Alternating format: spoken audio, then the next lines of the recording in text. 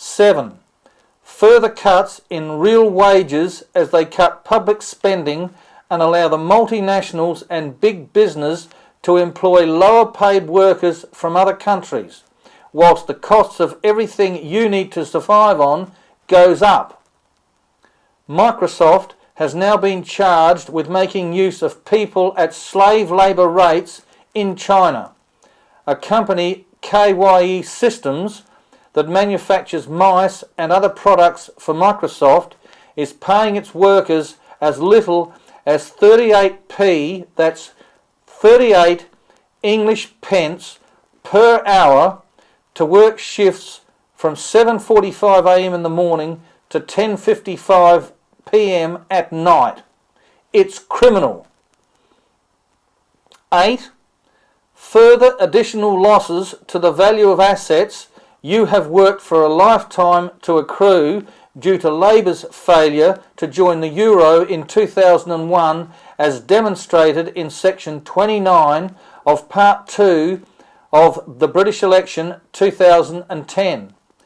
The amount you and millions of people in the UK have already lost is conservatively estimated at £5.222 trillion. The amount on your screen now. How much more will it take? 9. No thorough, exhaustive investigation into what really happened in London on the 7th of July 2005. 10. A Conservative government which is captive to the economic elite, in the same way the Labour government is now and would continue to be if they were allowed to remain in office. It is not what they are saying, but what they are not saying that is what you need to be concerned about. However, the major overriding factor about the Conservatives is this: they cannot be trusted. They cannot be trusted any more than the Labour Party. The Conservatives' Michael Gove has announced a plan for Saturday tuition for poorer students. Another non-starter. Firstly, he says it will be up to individual schools to decide if they are going to offer the extra hours. His plan doesn't say anything about the costs of getting them there, the extra congestion on the roads around schools, or whether the teachers can cope with it. It doesn't say anything for the proper balance between work, rest, exercise and play that a child needs for proper development and the ability to foster relationships and to interact with others. But more importantly, it acknowledges that the present 5-day school week from 9 a.m. to 3:45 p.m. has failed to fulfil its proper function and is not fit for purpose. It's another outrage and the total incompetence of government to perform its most basic function.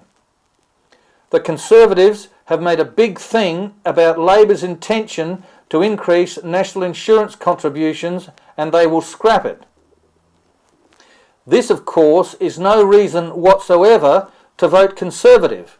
We are talking about a tax that doesn't exist yet, and they are not saying anything about the hike in VAT and other taxes and charges which are going to reap them a whole lot more than Labour's planned increase in national insurance. In short, they can't be trusted. Simple as that.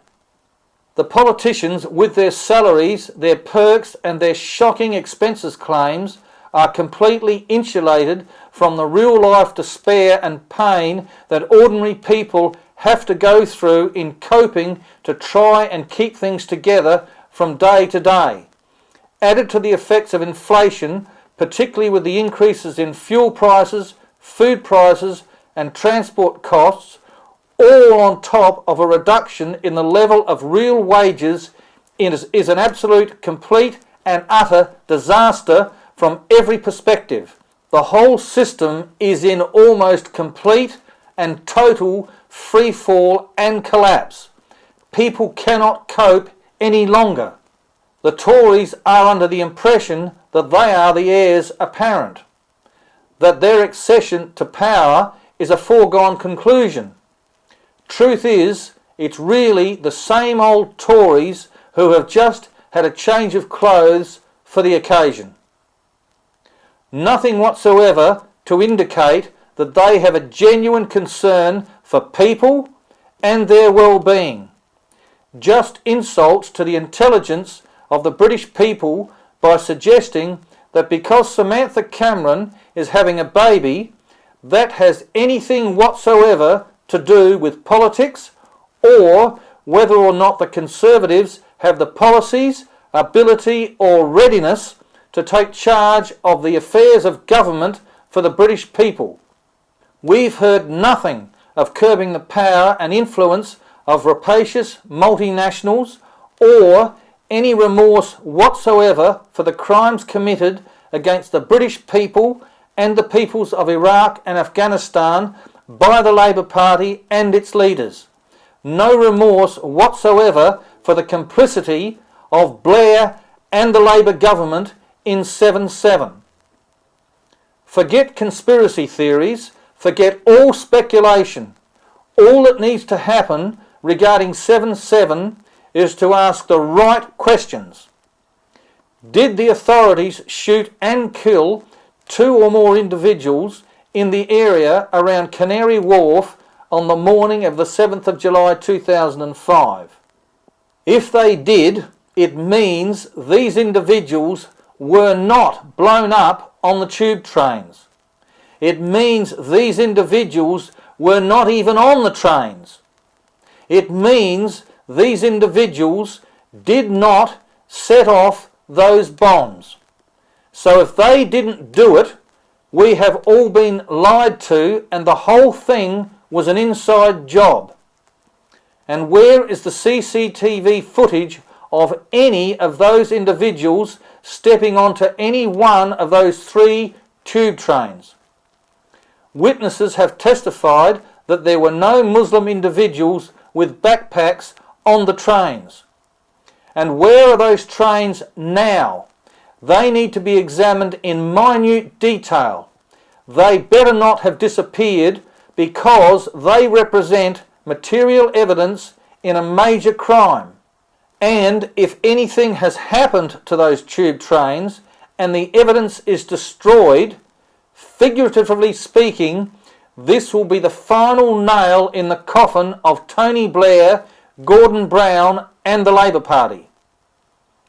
And what is worse still, if 2 or more individuals were shot and killed in the area around Canary Wharf, why is it that the mass media is silent on these vital facts? What is the reason for the failure of the mass media to pursue these matters? It is indicative of a complete cover-up, and not just a cover-up, but complicity by the mass media in what really happened that day. The real problem is these politicians behave as if they've done nothing wrong. They claim the parliamentary expenses fraud was unfortunate, but allegedly they are tidying it up. If the normal everyday man in the street commits fraud, he doesn't just repay part or all of the money and walk. He goes to prison, and he goes to prison for a very long time. The Global Fund is a global organisation with a global perspective. The necessary and required solutions to the proper governance and the management of the economy of the UK in 2010 are no different to those for the effective management of the affairs of any other modern country.